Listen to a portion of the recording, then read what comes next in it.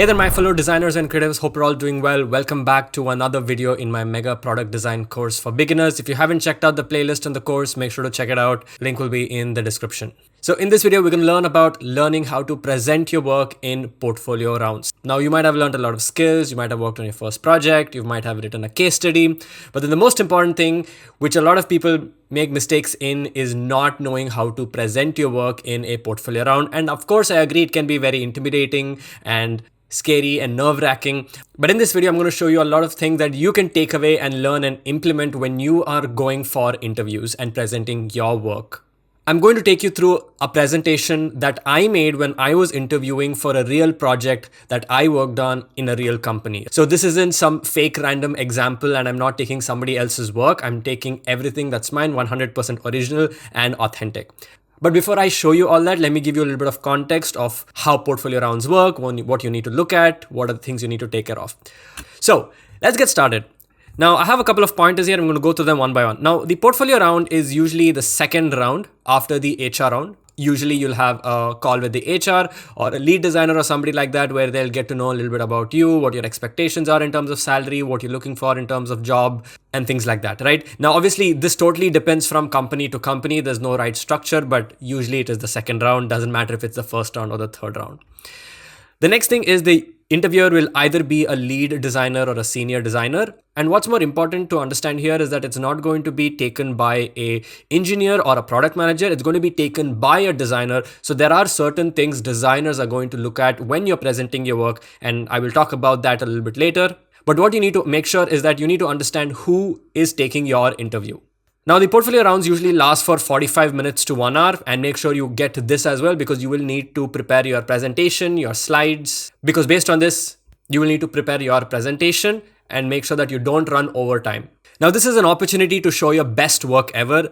It doesn't matter if it's not your latest work. It doesn't matter if it's your oldest work. Make sure you show your best work that shows all your skills, which is why sometimes companies give you an opportunity to present two different types of projects, because sometimes in one project you may not have demonstrated all the skills that you have, because you might have, let's say for example, in one project done a lot of visual work, in another project you might have done a lot of research work or anything like that. So it might be hard for designers to have one project where they did everything in full capacity. So that's why companies allow you to show two different projects. But again, make sure you get this expectation set with the interviewer before the interview happens, so that you don't make mistakes. Now, the next thing is no landing pages and no generic apps. Now, I have a video that talks about how to solve product design problem statements and what are the good problem statements and what are bad problem statements. So make sure to check out that video to learn more in detail. But basically, do not present these things in your interviews, because these will not demonstrate product thinking skills.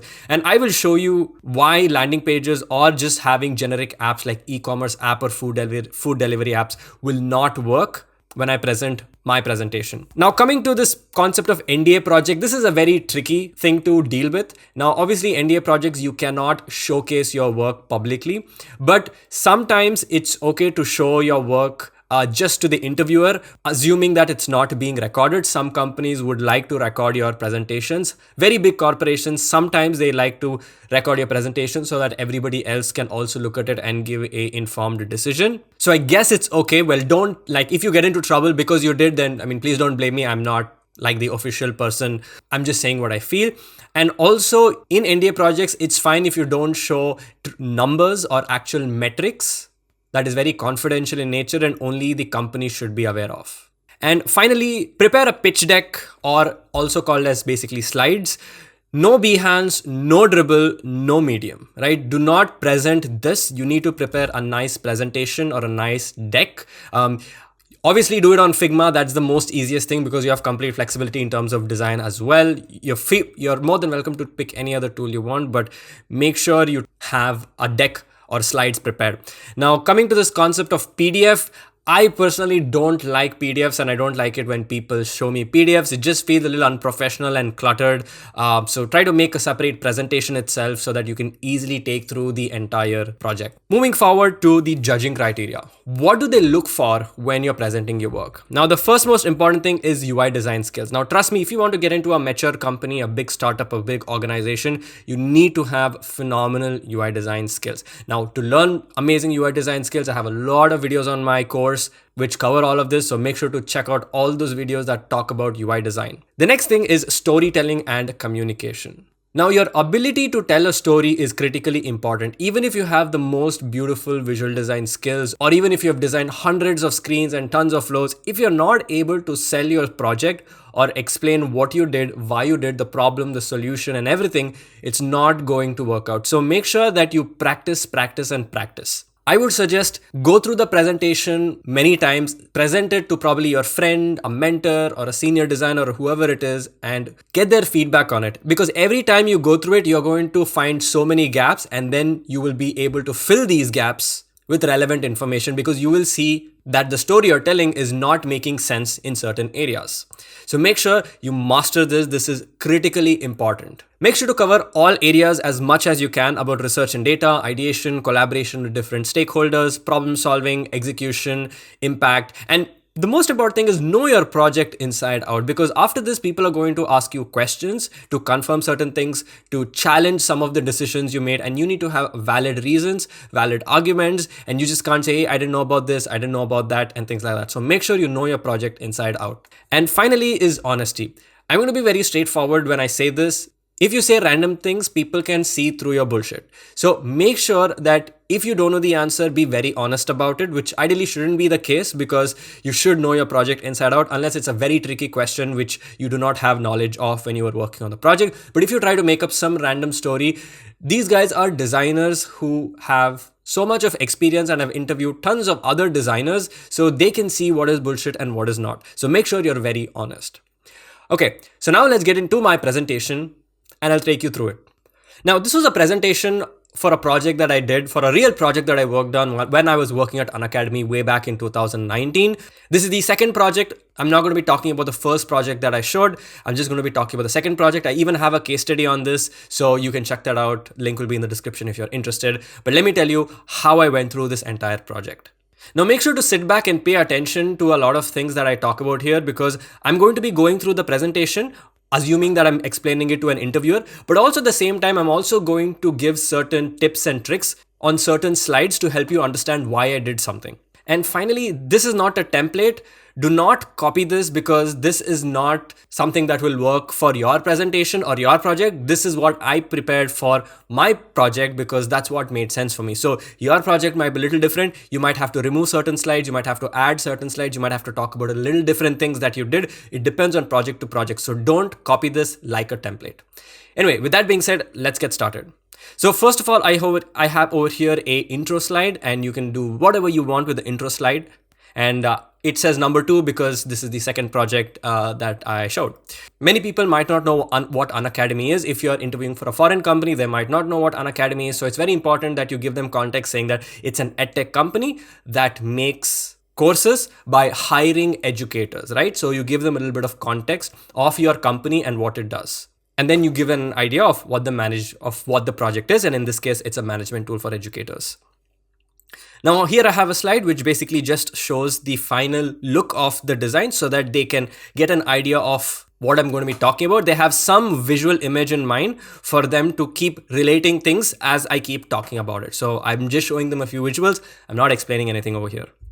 Next, I'm going to give some context. The operations team at Unacademy would manually set up classes and schedules for the educators using legacy internal tool. So the team at Unacademy already had a legacy internal tool, and the operations team, basically sort of the team that collaborates with the educators who teach, they manually set up the classes and schedules on that using multiple tools and a legacy internal tool. Now, what is a legacy tool? The easiest way to say it is a legacy is basically outdated, right? It's an old and outdated tool. It could be an old and outdated process. It could be a code base. It could be a design. It could be anything. So here I've shown what the outdated tool looks like, just giving a glimpse. I'm not explaining too much over here. Now moving forward, Here I'm going to talk about the team. It's very important to talk about who you worked with. So there was obviously one product manager. There were 2 designers on this team. Now this tool was designed majorly by me, and there was another designer called Deepthi who also worked with me on this. She handled different flows and I handled different flows. And there was one senior designer who was our mentor who sort of guided us through the project and gave us feedback and things like that. Now, next is the objectives. What is the objective of this project? Now, here is where you want to talk about the problem statement and why did you want to do this? It could be a redesign, it could be a new feature, whatever it is. What was the objective of doing this? What sort of problems were you trying to solve? So what we wanted was an all-in-one tool for educators. We wanted a scalable tool, and what scalability here means that this tool can be used for multiple purposes and it should be easy to add things or remove things. And when I say things, I'm talking about features and enhancements and improvements to the existing features that exist. And it should be used by educators and moderators, because the initial tool that I showed you before was used only by the internal moderators at Unacademy. But now we wanted a tool that could be used by educators as well, which are basically people who are teaching the third-party people. And introducing this tool would definitely speed up a lot of the processes and improve transparency in information. And obviously I'm giving like an overall idea, but I'm going to go into so much more detail as I go through the presentation. Now, when it comes to collaboration, what are the teams that I worked with? So obviously we sat down with the operations team to understand their pain points. We sat down with the data teams to see if we could get any metrics and numbers. And then we also sat down and did some research and testing with the educators once we had the initial version of the tool ready.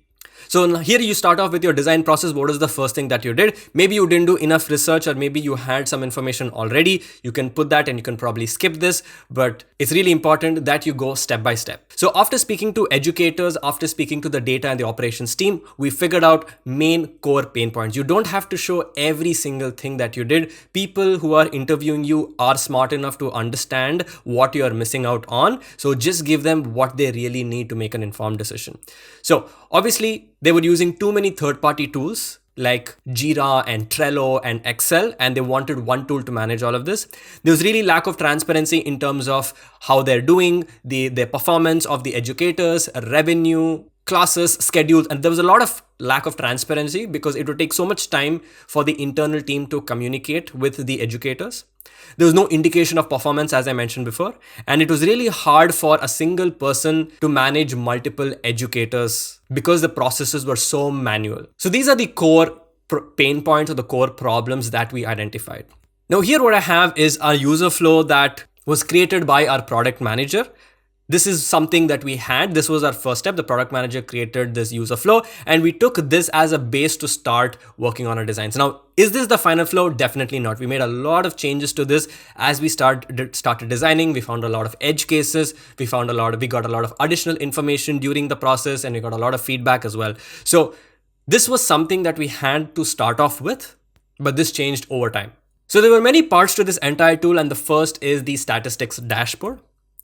Now, when we were creating this dashboard, first of all, this dashboard didn't even exist. So this was a new module itself in the entire internal tool. And obviously we wanted some information about this statistics dashboard. And we asked a lot of questions about what are the most important metrics? Why are these metrics the most important? What information are educators looking for to make decisions, and how do they make decisions, right? So these were like core questions. And as you can see, we asked a lot of questions, but these were the main questions that we asked because these were the most important ones. And we got a lot of answers as well. And we took all those answers and then used them as design decisions when making our design. Now, when we sat down and spoke with educators, we got to know about a lot of different other things as well, which we never thought we would, is that educators would try out multiple formats of courses, right? They might do multiple courses, and each course they might do a different format depending on the length of the video, number of lessons, the style and strategy of teaching, and a lot of these things. Because the better the performance of the educator, better the revenue and the incentives they get. Right? So it was very important for each educator to understand what works for him or her when teaching to a bunch of students. The other thing was there were multiple tiers of educators. Now, this was not a thing that we as Unacademy had set. These were just groups that we had created. Think of it as user personas. Now, in simple terms, there were educators who were newly onboarded onto the platform, who had very less followers, who were new to teaching and things like that. And then we had very experienced and top tier educators who have been teaching for a long time outside Unacademy and already had a big following.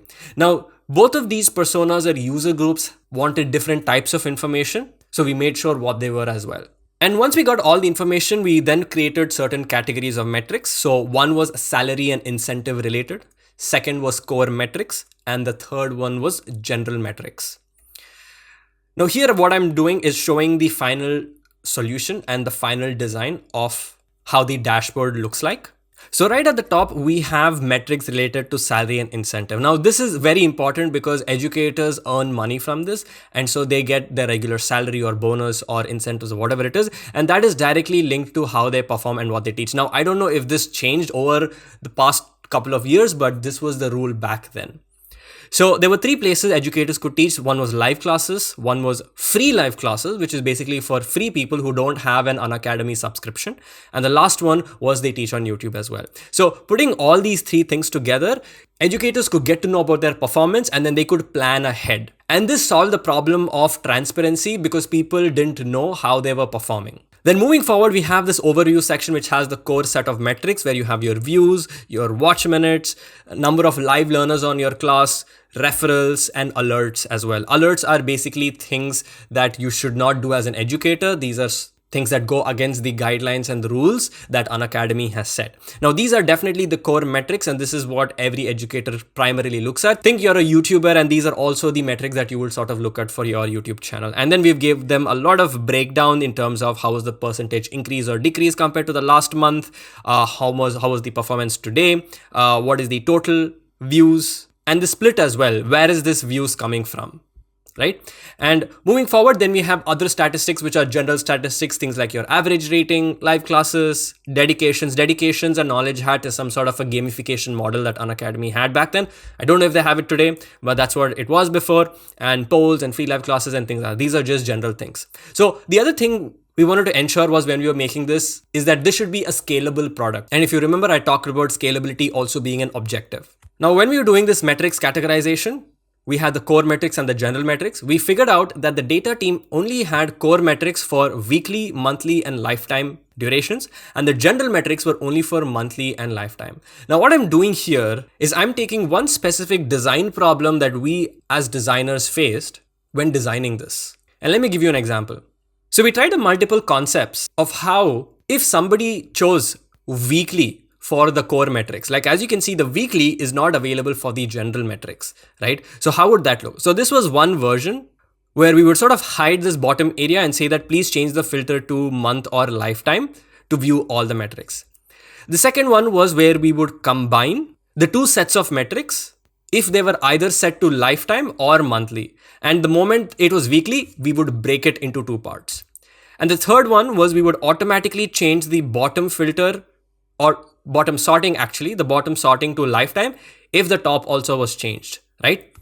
Now, as you can see, we have three different options over here. One is where we're hiding this. Now, the problem with this design was that it sort of gave an impression that Unacademy isn't collecting the data, which is really bad for the educators.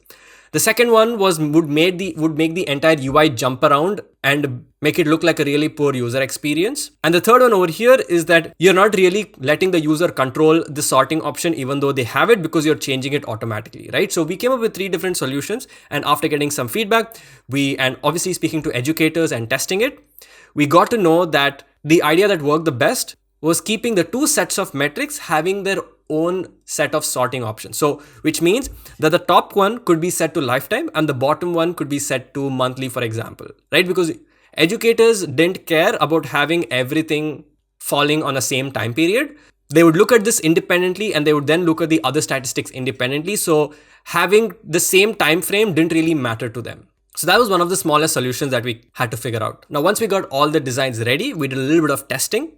And what we realized was that educators are really happy, but they also wanted to know a little bit more about their average performance or give like a glimpse of how they were performing. So we came up with this solution where we would put these banners on the dashboard that would give them a highlight based on their performance for that particular week or the particular month, or if something significant happened, right? So for example, they got a lot more views compared to the last month, or they got the highest rating. These significant milestones definitely would motivate and encourage the educators. And if it's actually a poor performance, it would let the educators know what was going on wrong so that they could correct it and then change and then improve as educators themselves. Because as a dashboard, not only should you give information, you should help the viewers infer and understand and make decisions by looking at that data. Because let's be honest, educators, they are just good at teaching their subject knowledge. They are not smart data scientists or great at understanding data, right? So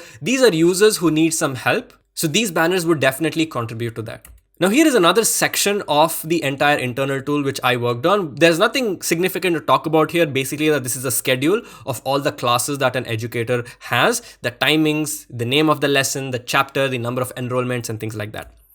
This is another section where these are all the courses that are stored. So you can look at, as you can see, I have 6 different states over here of a particular course card, which is draft, live, ongoing, upcoming, archived, completed, and things like that.